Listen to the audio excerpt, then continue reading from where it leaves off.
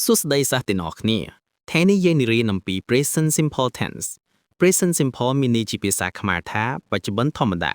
វាមានឈ្មោះថា simple ពីព្រោះវាមិនស្មុគស្មាញទេយើងប្រើវាដើម្បីនិយាយអំពីអ្វីដែលកើតឡើងទៀងទាត់ដដែលជាទម្លាប់ឬអ្វីដែលជាការពិតសូមយល់ដឹងពីការប្រើប្រាស់ uses present simple មានការប្រើប្រាស់ចម្បង4ទី1 habit or routine ទម្លាប់ប្រចាំថ្ងៃប្រើសម្រាប់និយាយអំពីអ្វីដែលយើងធ្វើជាប្រចាំមានន័យថារាល់ពេលរាល់ថ្ងៃរាល់ខែឬរាល់ឆ្នាំឧទាហរណ៍ I wake up at 6 o'clock every morning ខ្ញុំភ្ជាប់ពីគេនៅម៉ោង6រៀងរាល់ព្រឹកនេះជាទម្លាប់ជាប្រចាំរបស់ខ្ញុំ She goes to school by bike នាងទៅសាលាដោយជិះកង់ឬនាងជិះកង់ទៅសាលាសកម្មភាពទៅសាលាគឺជាទម្លាប់ដដែលទី2 general truth ការពិតទូទៅឬការពិតបែបវិទ្យាសាស្ត្រនិងបែបធម្មជាតិប្រើសម្រាប់និយាយអំពីអ្វីដែលតែងតែពិតឧទាហរណ៍ The sun rises in the east ព្រះអាទិត្យរះនៅទីខាងកើត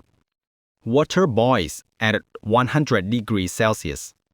ទឹកពុះនៅ100អង្សាសេទី3 permanent situation ស្ថានភាពថេរអចិន្ត្រៃយ៍ប្រើសម្រាប់និយាយអំពីអ្វីដែលមិនផ្លាស់ប្ដូរឡើយឧទាហរណ៍ He lives in Phnom Penh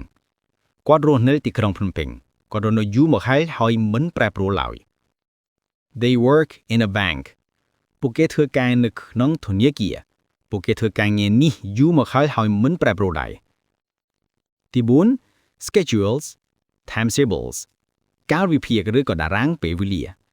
ប្រើសម្រាប់និយាយអំពីព្រឹត្តិការណ៍ដែលបានកំណត់នៅក្នុងកាលវិភាគឧទាហរណ៍ The bus leaves at 7 a.m. ឡានក្រុងចេញដំណើរនៅម៉ោង7ព្រឹក My English class starts at 2 o'clock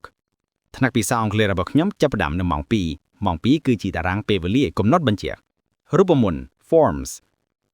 positive form ប្រយោគធម្មតាសម្រាប់ប្រយោគធម្មតាយើងមានប្រធានបូកជាមួយកិរិយាសព្ទដែលប្រើយកក្នុងកាលនេះគឺជាកិរិយាសព្ទទី1មានន័យថាកិរិយាសព្ទបច្ចុប្បន្ន subject បូក verb V1 I play football She plays football He she it ត្រូវតាម s es negative form អវចនីន subject បូក do ឬក៏ does plus not plus verb V1 I don't like coffee He doesn't like tea question form សំណួរ do does plus subject plus verb V1 question mark Do you study English Does she live in Siem Reap នៅក្នុង negative និង question មិនថែម s es ទៅ verb ទេព្រោះមាន do និង does ជួយហើយពាក្យសម្គាល់ signal words ពាក្យទាំងនេះជារឿយៗប្រើជាមួយ present simple always តែងតែ usually ជាធម្មតា